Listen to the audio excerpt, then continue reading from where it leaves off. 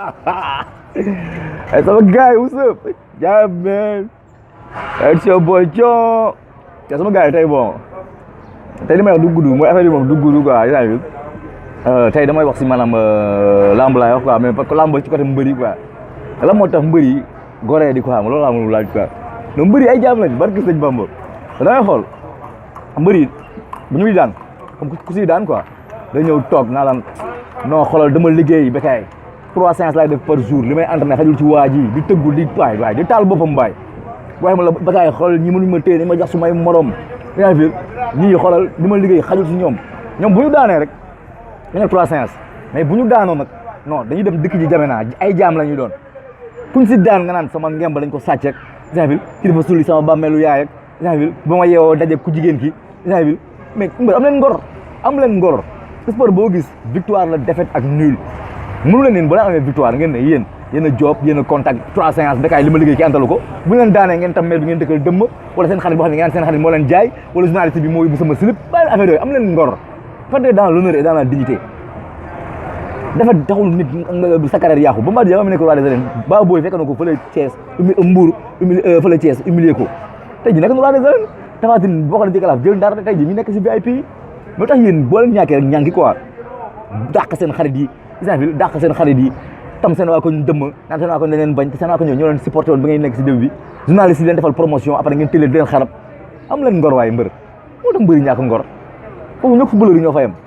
te seen ñàkk gore mbëri yi boo ko nekk ci tamit dañuy ñëw nekk ay mbëri ndaw nga leen jox cere ñuy coob di contact te dañuy mën a lekk nag di la fréquenté mais buñu demee ba commencé laal ay millions doo gisati ndey benn mbër doo leen gisati sax da nga leen dégg rek ak joueur yi tamit ñoo gën a baadoola joueur ak mbër ñoo gën a baadoola ndey man suñu ma xam da ngay nekk ñoom ñuy football nga leen di may ay godaas leen jàppale ay coob bu ñu nekkee pro si boîte de nuit yi nga leen di dégg wala fii mais doo leen gisati am leen ngor ngir yàlla te boo leen ñàkk ngeen ñàkk si dignité bàyyi boo leen ñàkkee tam ñu dëmm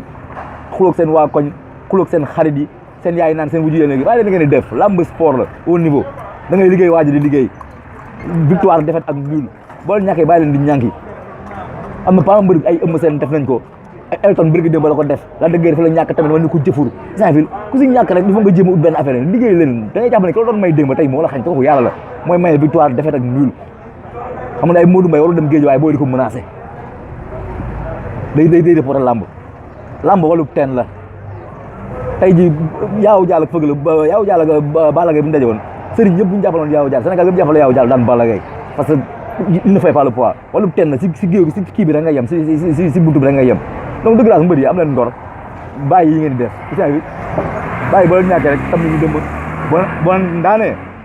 dama liggéey 3 séances Bécaye nii ak nii bu ñu leen daanee ngeen tam seen mbokk yi dëmm loxo yu amul bopp footballeur yi tamit am leen ngor bu leen gars yi di jàppale ngeen di football boo amee da leen kii moo gën ngeen ñu jàppale ngeen di football ay nawetaan di majjal fu ne ngeen fay ñëw boo leen amee xaalis ñëw di indi seen oto yi rafet di agressé population bi dem ci ay boîte yi doo leen dimbali nit ñi faites dans le social boo gis ñëw na ñëpp affaire bi seen xaalis la nag lu leen ngeen ci def parce que lu waay dundee ren ba déwén bu ko mën na ko deewee donc loolu laay wax ngeen am ngor nag yéen mbëri yaa sama gars yi coono woon waaw ba suba ñu may leen beneen vidéo mel ok